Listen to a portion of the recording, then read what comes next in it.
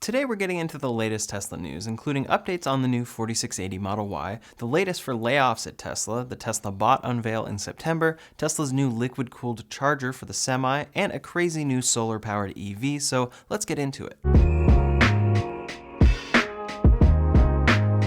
First up today, Tesla has been at a number of recent events showing off multiple Cybertruck prototypes. Over at the Michigan Formula SAE competition, Tesla had a Cybertruck prototype on display. This is the updated one with side mirrors, a windshield wiper, and no door handles. Video was also posted by Tesla at this same competition, showing off the Model Y, Tesla Semi, and Cybertruck all at this same event. Of course, the Cybertruck is a great head turner, and there were staff passing out Cyber Popsicles. Tesla posted another vehicle of the Cybertruck at this event, and as we can see, it is the updated prototype. Even though the truck still doesn't have a firm release timeline, it's always fun to see it out in the wild. Just a few days later at CVPR, or the Conference on Computer Vision and Pattern Recognition, Tesla's Autopilot team made an appearance. This event is in New Orleans, and Tesla has a booth there featuring the Cybertruck. What's interesting to note is that this is actually the original Cybertruck prototype. It has no side mirrors, still has door handles, and doesn't have a windshield wiper. So they are making great use of each of the three prototypes that we regularly see.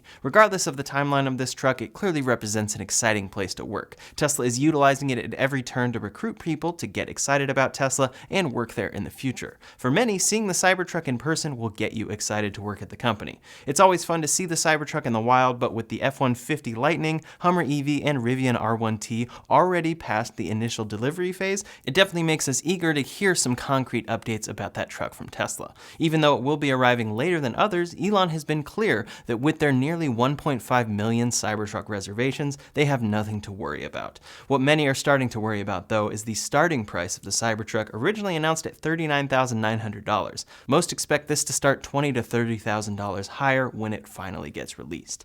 Next up today, speaking of the Tesla Semi that Tesla was showing off in Michigan this past week, chargers for this massive truck have seen their first install. The Megacharger, patented by Tesla in 2019, was originally announced to be liquid-cooled and allow the Semi to charge up 400 miles in 30 minutes. The patent said, quote, "Cooling fluid flows through the fluid flow path and cools the charging connector. During operation, the cooling fluid bifurcates into a first fluid stream, which flows around the first sleeve, and a second fluid stream, which flows around the second sleeve." There are many more details in that patent for those that want to go find that, but the Megacharger, first installed for Frito-Lay, has been spotted a few times. Tesla's first round of deliveries for the Semi are expected to go to Frito-Lay with a fleet of 100 ordered by the company. The charge port on the Tesla Semi was spotted a while ago, but now we have updated photos of what the Megacharger connector itself looks like. The handle looks like a souped-up supercharger, but the cord is much thicker and braided. Then the connector itself is wildly different than a supercharger connector or any EV connector we've seen thus far. It makes sense since it will be one of the fastest chargers ever made, and it's extremely interesting to see. This connector is much different than the charge port we've spotted in the past, and it shows that while the Semi has been delayed now over 5 years, Tesla has clearly been working on it. Instead of shipping the truck with slow charging capability, they aren't launching the truck until a Megacharger is truly a realistic solution. Clearly, the Semi wouldn't go very far as a product if it couldn't charge quickly like this. Great to see progress here, and it's looking like we could see Pepsi operating the Tesla Semi in some capacity within the year if all goes well. Next up today, we have a few updates about the Model Y. The Model Y is quickly becoming Tesla's most popular car, and its popularity is why Giga Berlin and Giga Texas are starting out by building the Model Y exclusively. Tesla has plans to ship their new 4680 battery cells first with this car, but over in Berlin, they are making the Model Y with normal 2170 cells, as they have since the introduction of it in 2020. At Giga Berlin, Tesla and Elon Musk announced that they hit a new milestone last week by producing 1,000 Model Ys in a week. This is a milestone they originally wanted to hit a few months ago, but they did see some issues that caused these delays. For now, if they can keep up that milestone each week, they will add around 50,000 cars to Tesla's yearly capacity, but the goal is that they only scale up from here. When compared to the scaling of Giga Shanghai, things have taken over twice as long so far, so we shouldn't expect this new factory to immediately make Teslas twice as available. It will take some time, but it will have a significant impact. Over at Giga Texas is where Tesla is making the brand new Model Y, utilizing their own 4680 battery cells. Still, at this point, we have only seen one single customer delivery confirmed, which is very odd to see. It makes sense that Tesla is taking this new tech from a new factory slow, but one single customer delivery is odd. In any case, as far as the variant of that car that they are making first, now that the price of the Model Y has increased to $65,990, the standard range Model Y, when it launches at $60,000, will appeal to many more people. The specs of this standard range 4680 Model Y out of Texas are a 279-mile EPA range and is 0 to 60 in 5 seconds. One big question here has been, why is this lighter vehicle, also with 2 motors, achieving a 0 to 60 that's slower than the heavier long-range version? The long-range Model Y gets a 0 to 60 in 4.8 seconds, and Tesla sells a $2,000 software upgrade in-app for this car that will boost the acceleration from 4.8 to 4.2 seconds. That means that each car comes software locked to a slower 0 to 60, and many have assumed that's what they're doing here with this standard range model. A 5-second 0 to 60 is slightly less attractive than a 4.8-second included 0 to 60, so many assume that Tesla is software locking it. That appears to be the case with the 5-second 0 to 60 on the standard range 4680 Model Y, because that customer who took delivery of this car shared the acceleration boost available in their Tesla app. Just the same as the long-range Model Y, for $2,000, you can purchase the Model Y's acceleration boost to bring the 0 to 60 down to 4.2 seconds. Interestingly, the language in the app is the same, saying 4.8 seconds down to 4.2 seconds, but it appears that this is a mistake that hasn't been changed since the car isn't widely available yet. This answers people's questions here though, and this standard range Model Y, since it is dual motor, will be able to go just as fast as the long range one out of Fremont and other factories if you're willing to pay $2,000 for the acceleration boost.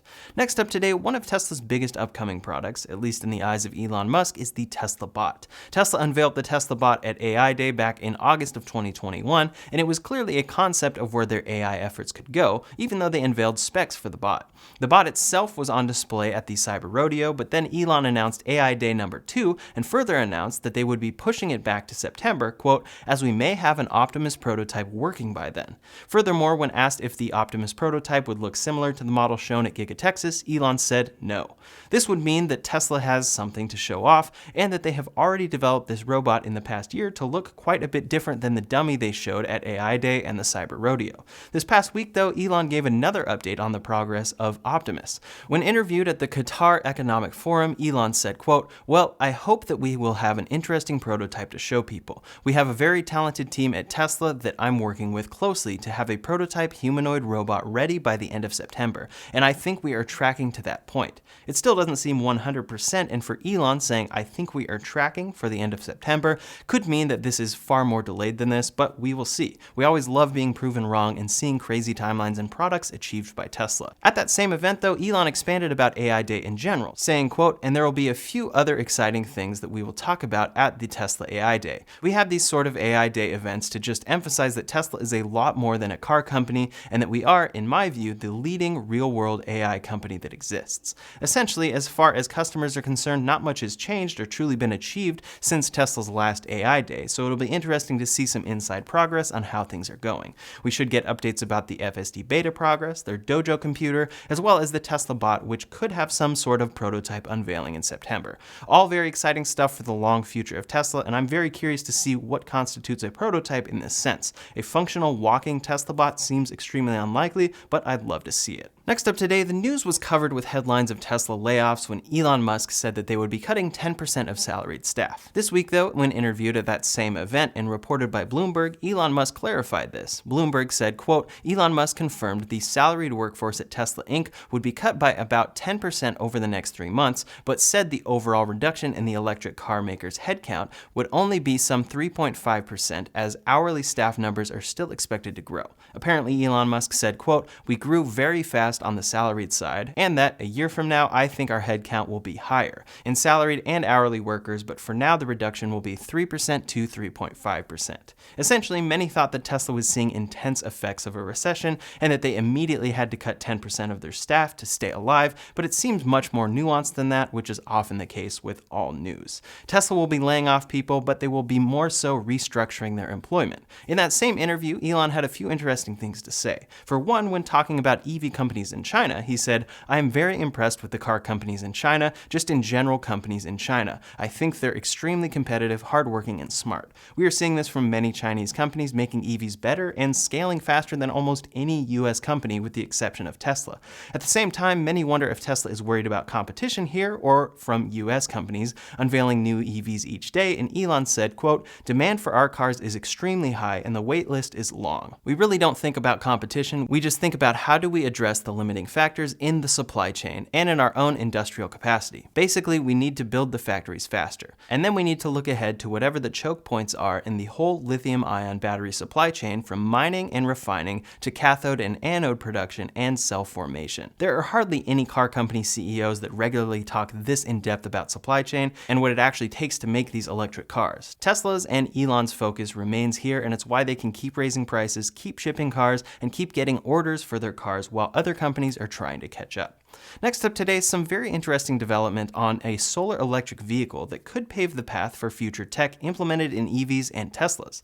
The Lightyear 1 is the world's first long-range solar car, and it's powered by 5 square meters of sun-powered Maxeon cell tech. Solar on electric vehicles is a great concept that many have wanted for some time now. If your car can charge from the sun as you drive, it could increase your range and allow your car to be independent of charging needs if you park it in the sun often enough. Lightyear says that, quote, "Thanks in large part to the SunPower solar cells crafted into its bonnet and roof, Lightyear 1 can charge up to 12 kilometers per hour as it goes. And since this impressive range extends with every hour of sunlight, solar technology with superior low-light capabilities is critical." The Lightyear 1 originally completed testing, and it allowed this car to travel up to 725 kilometers without a charge. Translated to miles, that is about 450 miles. Interestingly, at the time, they said that this is, quote, "a distance no other available EV can touch." But the Lucid Air can touch this and has in real-world testing. In any case, this car is more than a concept, and Lightyear is planning to deliver this new vehicle in November of this year. More recent tests of this car, now renamed the Lightyear Zero, revealed that it gets 388 miles of range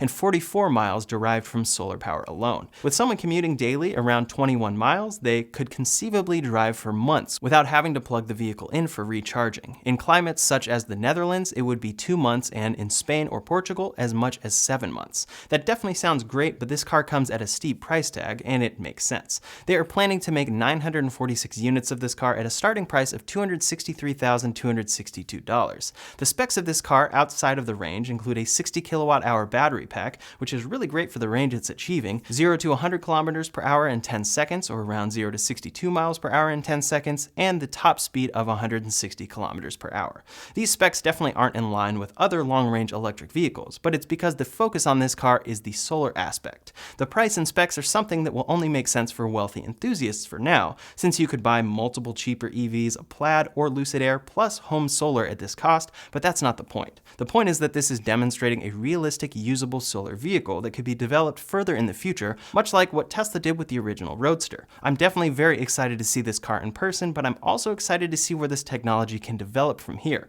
For Tesla, back in November of 2019, after the Cybertruck unveil, Elon Musk said, quote, "Will be an option to add solar power that generates 15 miles per day, possibly more. Would love this to be self-powered. Adding fold-out solar wings would generate 30 to 40 miles per day. Average miles per day in US is 30. Likely this option isn't coming anytime soon and won't be available for some time, but we're seeing a real-world production version of a solar car coming with the Lightyear Zero. If all goes well there, Lightyear could expand and Tesla could work with them or develop a similar technology. Cost and scaling are the biggest questions, but this is very exciting to see the inception of. Next up today, speaking about supply, we have some updates about Tesla's lithium supply. As we talk about a lot on this channel, the most important thing going forward for EV companies is how companies will get their batteries. Batteries are not easily attainable, especially with demand increasing, and Tesla is constantly working on this, down to securing the raw materials to make batteries.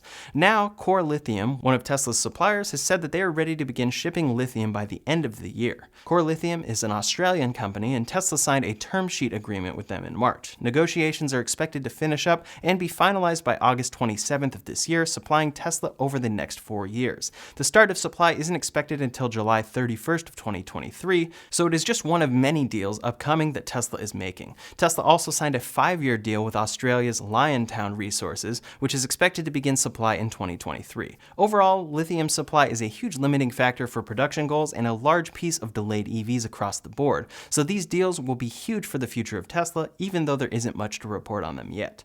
For Tesla, their cars have now topped the list of most American-made vehicles according to Cars.com. The Tesla Model Y and Model 3 are the two most American-made vehicles out there. Number 5 and 6 are the Model X and S, giving Tesla 4 of the top 10 places for most American-made cars. This is something that many still don't understand. According to Cars.com, quote, Tesla is the only major automaker to claim 100% domestic production for all cars it sells in the US, well above the industry's roughly 52% average. GM, Ford, Chevrolet, and others seen as the most American-made didn't actually make this list.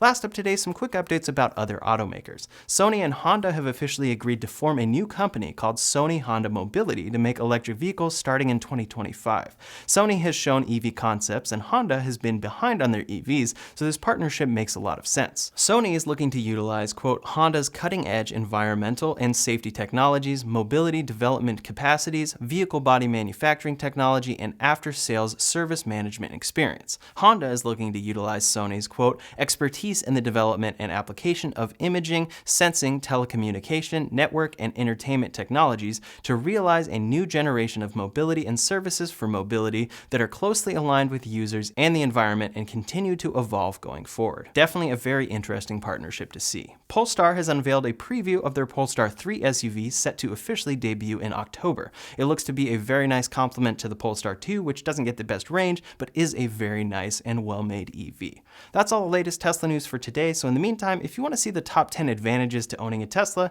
you can check out that video linked up here or in the description below. Thanks so much for watching, and I'll see you on the next one.